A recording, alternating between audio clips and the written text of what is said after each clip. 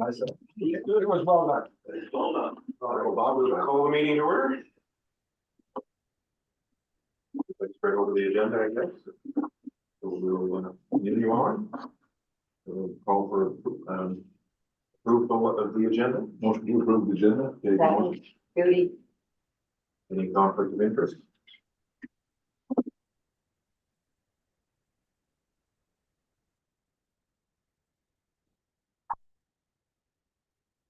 Okay, so we'll review of the planning review and adjustment committee bylaw. Thank you, Mr. Chair. From time to time, we look at both our bylaws, our procedural bylaw and the fact bylaw, and make sure they're up to date and current, serve the needs of our constituent communities. This bylaw does not impact all of the members of the commission, whereas three don't take part in their planning services. So when it comes time to vote on any changes to the PrAC bylaw, it'll simply be the communities who receive that service. Now, having said that, we have two directors here who don't receive the service, and certainly staff would welcome their comments with respect to what we're proposing in the bylaw and take advantage of their respective experiences on that. So we'll just kind of jump in. Attached to the package is a complete copy of our current procedure PrAC bylaw. And when we get down past page 18, in an effort to keep the amount of work that we do manageable with respect to this, we typically prepare a summary that includes three sections. What the existing bylaw says, what is proposed in terms of changes, and then the reason why the changes are being brought forward. So with your permission, Mr. Chair, I would go through that and entertain any questions.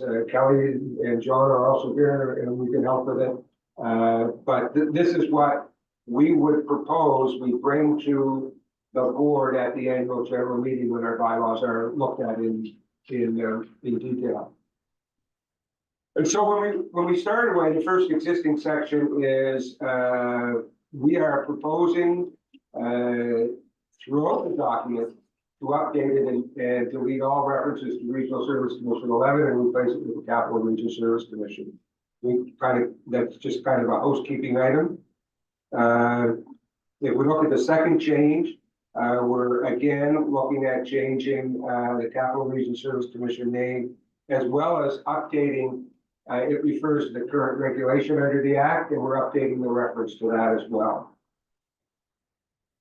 The first real change that we are recommending is we are recommending that instead of having a planning review and adjustment committee of 12 members, we're looking to go to 8.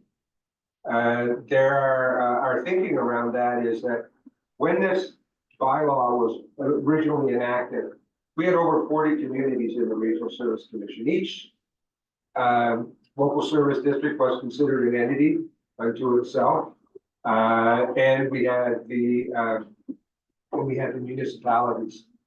There's a feeling somewhere that people who are appointed to PrAC actually represent the community that they're from, and that is not the case. People are taking a PrAC assignment and they represent at large, and that is stated in the Community Planning Act. So we're recommending that it's time to right size the size of the committee. It also will assist us in the challenge that all communities in New Brunswick are having in terms of getting a proper number of people on the planning advisory committees. Municipalities are being challenged, other RSCs are being challenged in that regard. And, you know, it's a tough thing to volunteer for, particularly where it's the kind of thing that often you need to have a thick skin, because most things go smoothly, but when there's a controversial one, it can't be unpleasant. So we they're appointed by the board. We asked for nominations through our website and through our communication channels. Particularly, we get no response in that regard. So we have to actively seek them out, and we do that directly based on the knowledge of our staff. Or sometimes we will reach out to a mayor or a community and say, do you have anybody that you've identified you think would be good on track? So that's how we find them.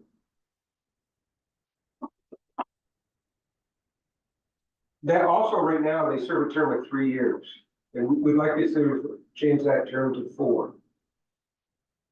And this again, our next, in terms of 6.2, currently our bylaw says that member can be reappointed for 2 successive terms.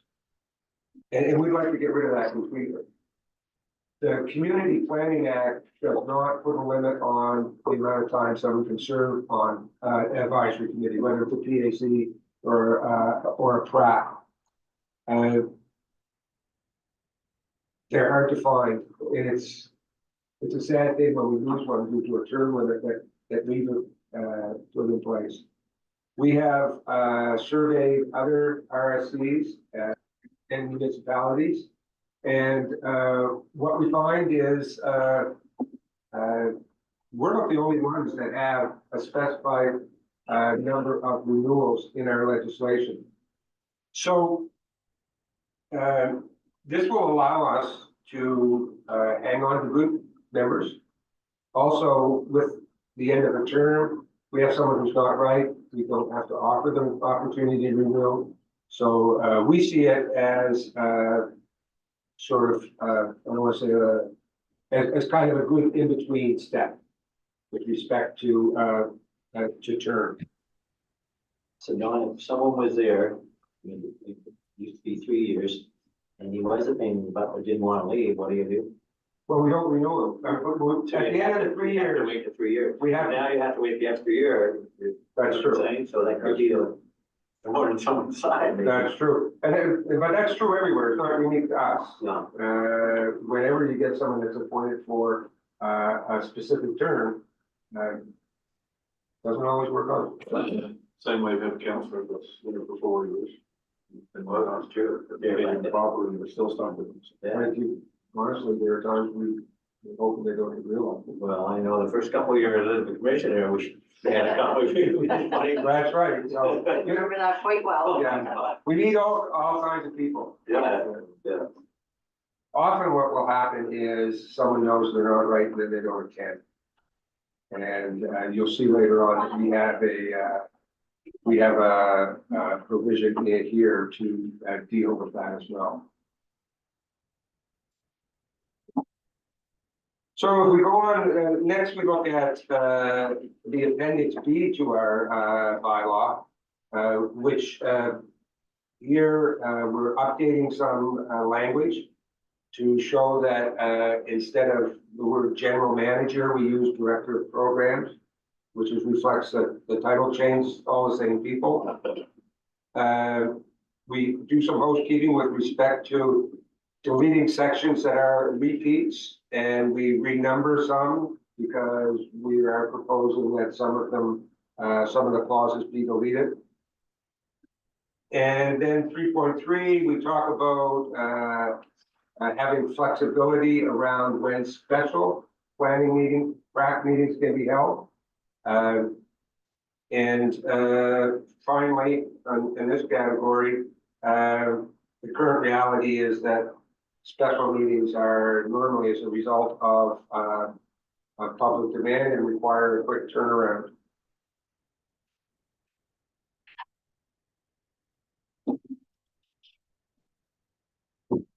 All PRAC decisions right now are supposed to be communicated to the applicant as well as members of the public who were in attendance at the meeting.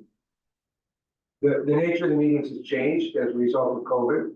We still have people who come in individually, but we have a larger and larger number of attendees attending virtually. So what we believe we will respectfully address this notice requirement is to have the decisions published on our website the following day. Then we will be able to tell folks who are in attendance, you'll see the whole decision tomorrow, will be posted on the website. Draft minutes are supposed to be signed by the director of planning. That's kind of an unnecessary step. Once the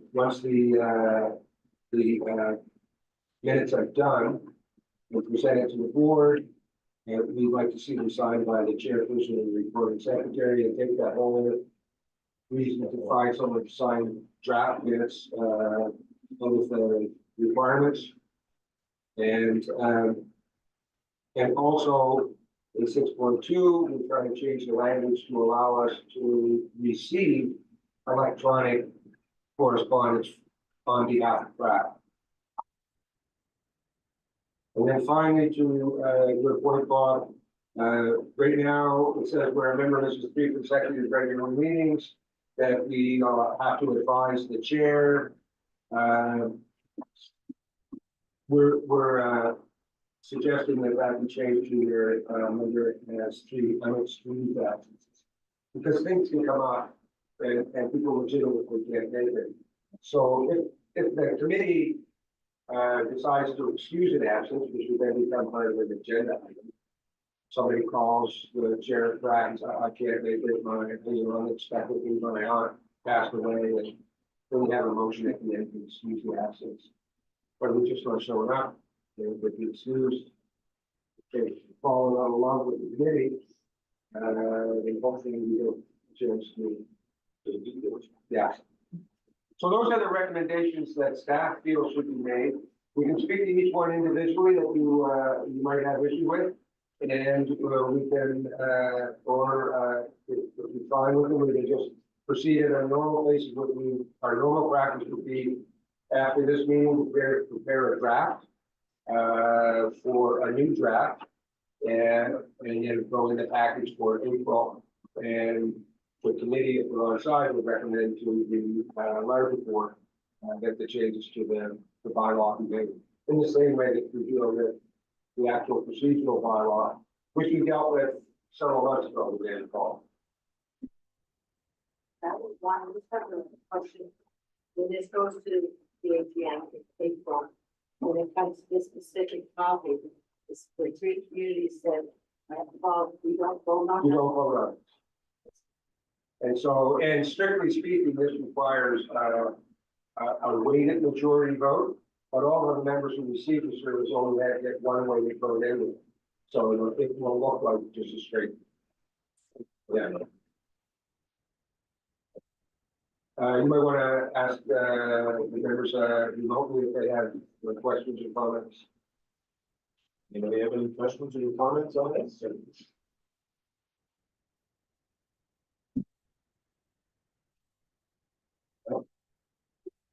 We'll take it then that we have your concurrence to move forward. Yes. And thank you very much for that. Thank you for putting the time into it and going into the heart.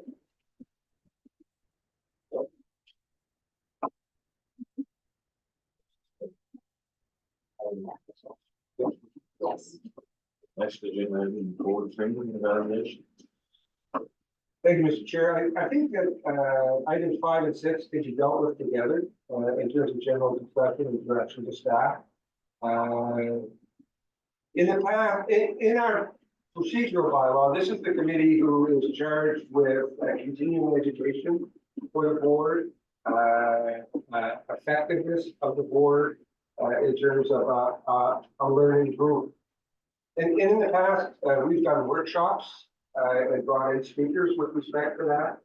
We have done surveys of the directors in terms of what's your honest evaluation of how we're operating as a board, not the operations of how the board is operating.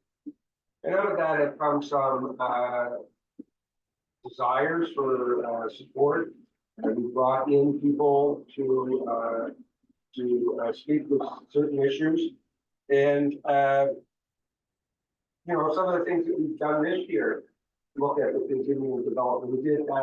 We had John Oxner in to talk about different personality types. We had Bernard in to talk about, proper procedure. And I guess the question that we as staff have is, for the coming year, what do you think we might want to do in this area? And specifically, we are aware that you had your in-camera discussion on the 26th. We know that, the facilitators are going to be delivering a report to John, which will likely identify areas where, staff could organize resources and help for areas that you have an interest in looking at, in a little detail. So the real question is, do you think there's a need to do more? Or, we are unaware at this point, at least what went on in that session. So, it's kind of a question for you folks as the, call it the trustees of the learning experience. I would have to say, sitting around the table, the luminaries, I think that we still need to bring them up to speed with what's going on, because I know sometimes they come to a board meeting and something's on the agenda, and they're not quite sure what's going on. So I still think that they need more background maybe, and they have to be able to come to the meeting, know what's taking place. And that's not putting anyone down, it's just because they're new and, you know, Everybody jumps. yes, Fresh new and he's, I mean, when you're, so he's just sit by me and have a million questions. Right, That's yes. what I'm Trying to mentor him, but I'm not the good choice. No, this is ready for day one, right? Yeah, but exactly. yeah, that's just not observation, I've seen it during the closed session, I heard people talking, and sometimes when we do get to agenda, like we sit when, you know, what's going on, we look at our neighbor, and we'll see what they're doing.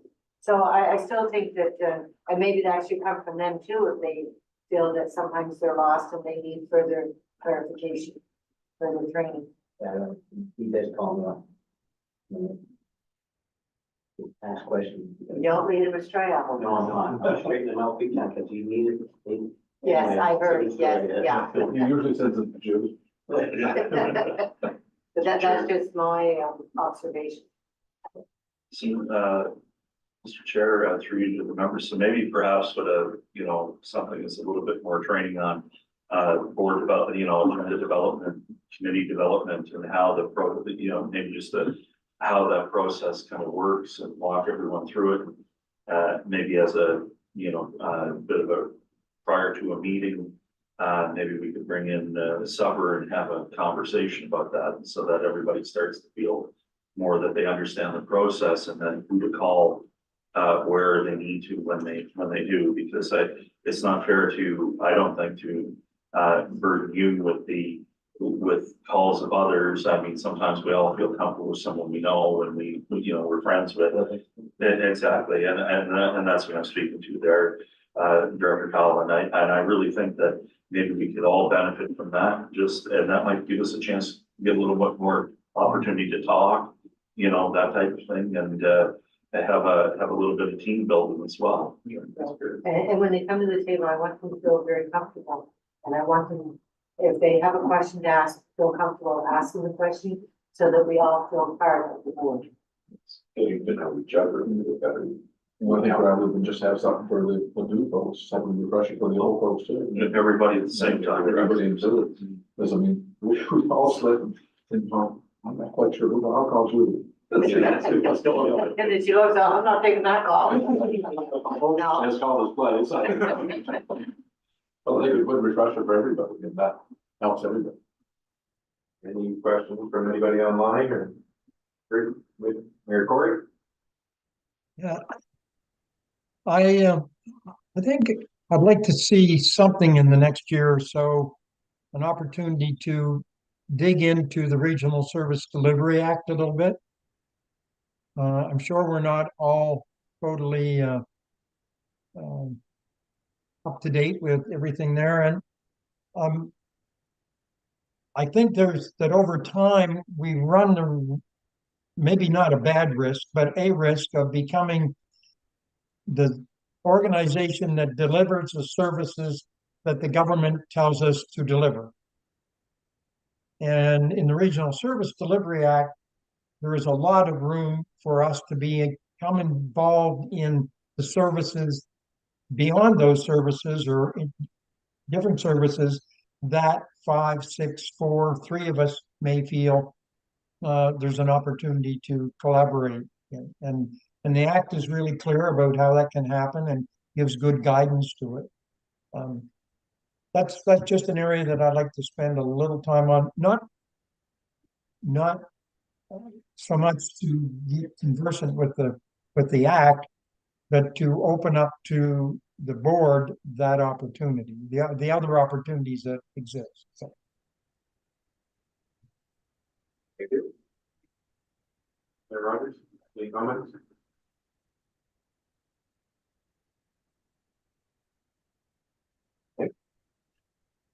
Sorry, I'm struggling here.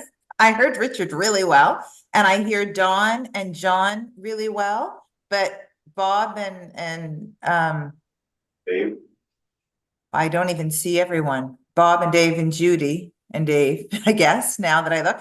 I can't, I'm just not hearing as well the voices as clearly, so I'm kind of getting little bits and pieces, but I heard what Richard said and completely agree, both from a perspective of opportunity, like opening up the act to see places where we can, just how we can exert our authority. It still feels as a regional service commission like we're responding to the mandates that we're being told we need to fulfill, which we have to do, I understand. But I think the more mature we get as a group, like working together, we'll be able to say, well, to fulfill those mandates, we require certain things, or in addition to those in addition to those mandates, we'd like to pursue these areas, and maybe just becoming more familiar with where our authority lies. And that might be helpful. We don't work for the provincial government. We don't have to do what they tell us to do. I know that we're formed by an act of, but just getting more familiar with that might be helpful. And I really like the idea, John, that I heard that you raised about opportunities for more team building and getting to know each other and things. I think that that's always positive. That's always a good thing with a group coming together, right? So, and meetings aren't always the best place to do that. Thank you. Any other questions or comments? I didn't hear. So if I kind of try to distill in terms of like a high level work plan, comments, we feel the board could generate benefits of some more non-transactional time or not processing agenda and dealing with items, to have a look at the realm of possibility that exists under the act, and whether you're interested in this area or that area. I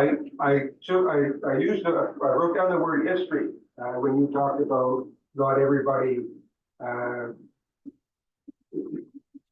understand, or particularly new members might feel a little uncertain. And so, we have a lot of history with respect to how do we get to where we are with the landfill, on the planning side as well. We're all kind of at the same spot with the new services, but I don't know if kind of a history workshop would be good. You may not all be aware. I know the chair is aware. I'm doing at least 2 training sessions with mayors and council on the roles of council visits, CAOs and staff. And I'm going to go and see whoever wants to see that. So we want to support you as best we can. And is that an adequate program of work for this year coming up? Sure, if I may, I agree, Don, wholeheartedly, and I know that we've been trying to really wrap our mind around what could be beneficial to the organization. I would like to also put in there on the transactional time, maybe an event off-site not for a day or overnight or anything. I've panned most of the members and I've gotten, please don't add more days and nights or weekends to my schedule.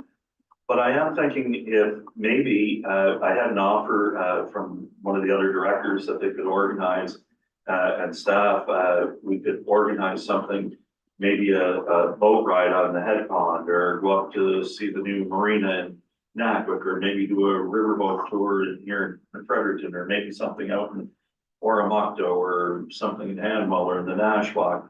I know, the chair. You're welcome to come to Maryland. Listen, and Director Wilson Sheep, we will be out there. I swear at some point we're gonna be out there walking those trails together. But in terms of that, I'm thinking, just trying to, maybe we have a short pre-meeting and then we go out and actually just enjoy an evening. There's some folks around that got a barbecue in the back of a houseboat and handle the crowd, and maybe we have two of them going side by side or something. I don't know what it is, but I'd really like for all of us to get to know one another, especially around the board of directors, because as I said the other night in the closed session, and maybe I should be saying this, that I said it in that session, but this wasn't related to what we were talking about, but we get great direction from the board. And we want to keep that momentum going forward, and we want great cooperation from all members, and we want to really build that team and be that region that we all want to be proud of. And I think that we can do that. I don't think that there's any major hurdles out there, but I think there's an opportunity to really get to know one another. And when we know one another, we talk a little more informally, as you said, and Director Powell, with other directors calling, and yourselves, you all have people that you call one another. But let's open that group up a little more so that everybody feels comfortable conversing with one another. Why don't you maybe poll the directors and see, they might have some ideas of where we want to have an event, but what we'd like to do or not. Yeah. Just rather than leave it all up to you, but, there might be something we don't know about, say, engaged in or whatnot. It might be fun for us to see, to spend a kind of a get together afternoon or an evening or something like that. Would be something. We've got a big region, big lot of stuff going on. We could go, I don't think. More long enough to live in that same time. Or we can walk the gateway, or you can walk the gateway, if you want to walk it, you can walk it in 8 minutes. We'll skeet shooting and handle. Maybe something we could do online and send everywhere, the poll to the community. Let's do that. Yeah. Something I was going to mention during training, that might be worthwhile going over. If anybody has any sections of the government side that they're not quite clear on and whatnot. Probably put a training session in on that, because the acts are sometimes written to be interpreted by lawyers, not laymen. So there's some interesting aspects of the act itself. It's like, I wonder what that means, or I wonder if that goes, or how deep do I want to get into that? Might be something you want to look at. Maybe we can have a meeting and have somebody read it to us. That'd be fine. Well, there might be, if you, again, pull the directors and maybe something specific they want in that act to go over. And you might get a half dozen sections of the act, just set them and have an hour meeting on just explaining, have somebody come in that really, either a legal person or a senior stage person or somebody that knows these things, that ins and outs, and can advise people, not just what that part of the act really means. Yeah, I think that's an excellent idea. Most communities have CEOs. Pretty well now. So during reform, the facilitators were required to appoint someone as CAO of the community. So there are a number of communities that were untouched by local governance reform. We have 3 of them in our region. New Maryland was untouched. Tracy and Fredericton Junction was untouched. Then you have the next category, communities like Fredericton, where they just took in new population. It wasn't enough to even have a by-election. Then we had the next step up was where we merged existing municipalities with unincorporated areas or created them. And so each of those communities has a CAO. The interesting development that I noticed since reform is that Woodstock has done away with the CAO position and has devolved it into 2 different positions, which I honestly don't understand. But, yeah, everyone has a CAO, and, the province actually did, work on developing, pay scales based on size of community. And so there were some people, with small communities that weren't even close to making the bottom of the, salary scale. And so my hope is that we'll see, increased professionalism through the province in terms of the individuals that have that spot. So you said Woodstock, well, they got rid of, did away with the title of the CAO. What titles did they come up with? I'm not sure, Gee, I have to check, it was in the paper. I didn't understand the reasoning either. I think the act only designates that you have to have a clerk, you have to have a clerk and a treasurer. That's correct. You have to have a clerk. And a Yeah, treasurer. you can't have a meeting without a assistant. And if you have a CAO, you have to do a CAO bylaw. The District of Carlton North and has also, at the moment, does not have a CAO, and they're thinking about what they're going to be doing. We appointed, did the final piece of the appointment of our new CAO last night.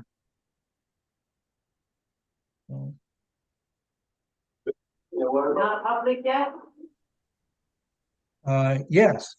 Yes, it was a public meeting last night.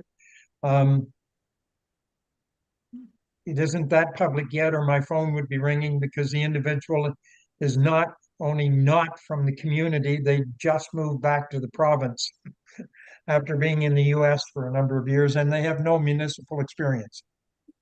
So you can imagine that I will pick up a little flack for that. But when it comes to the professionalism, I'm sure we'll be okay.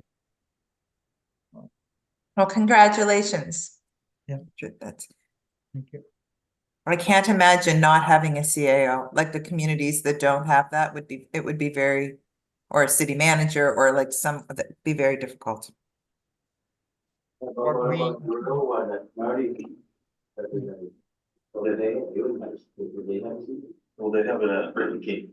Yeah, Brittany Kane is she acts as a, yeah, she is a local government representative that acts on the behalf. And he basically fulfills that role. It was still LSM position. Well, the CEO, that was also. Well, they're still the Capital Region Rural District. So. Yeah, we all have our challenges. But I will say one thing, in all fairness, working with Brittany, she's been excellent to deal with. She's responsive and works very hard. So. You know, we've dealt with them before, we got a really good relationship with her since we. I was on the, Local Services Advisory Board and dealt with her a lot. So she's great. The challenge there is that it's highly dependent on the individual, because ultimately the individual works for the province, whereas your CAO works for the municipality. Yeah, that's going right through my head right now. I don't think Marty would have any problem with you. No. Oh, she's going on maternity leave.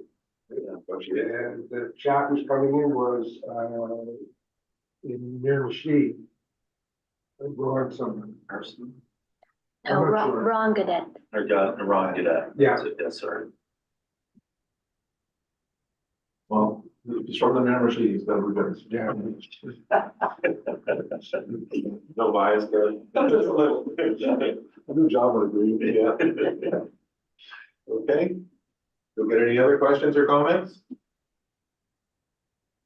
I have one, it's probably off topic, but the community up north that's all broke up and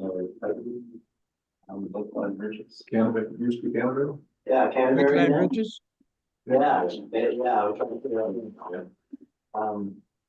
They don't have anything, do Everybody quit. they? They all quit, but we got threatened to quit. I think they still have some count. Well, they have Councilors. all the councilors get elected, but then the mayor quit. But then another Another council just quit. councilor. Another council quit just shortly after the mayor. It's that. They still have a quorum. They still have a quorum even with their deputy mayor, because they started out with 8 or 9, if you can believe, councillors. So And one would wonder then in a community like that, why you would have trouble bringing people together when you have 10 people sitting around the table. Gets difficult, so. I had firsthand experience with that challenge in terms of trying to get the right number of councillors. What happens is, you take two municipalities, you duck with the, like the second smallest one in the region. In the province, we had 3 or 4, you do the math and they represent every 125 people. And then the people from the unincorporated areas coming in, if you're gonna treat them equitably, you gotta give them 1 for every 125 people. And then all of a sudden, the council explodes in size, and you have 10 or 8. The city of Vancouver has 10. Right, so, That's very telling. yeah, it is. So, in my community's case, mine was where it was applicable, that one of the first things that they should do for the next election would be to rationalize the council. But it's hard to get a council to vote to increase its size. No, unless you pull up Toronto, not the Yeah, bigger deal, Toronto. Okay. So that's motion to adjourn.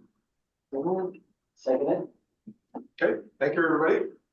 thank you. Thanks, everyone. Thanks, thank you. Thank you. everyone.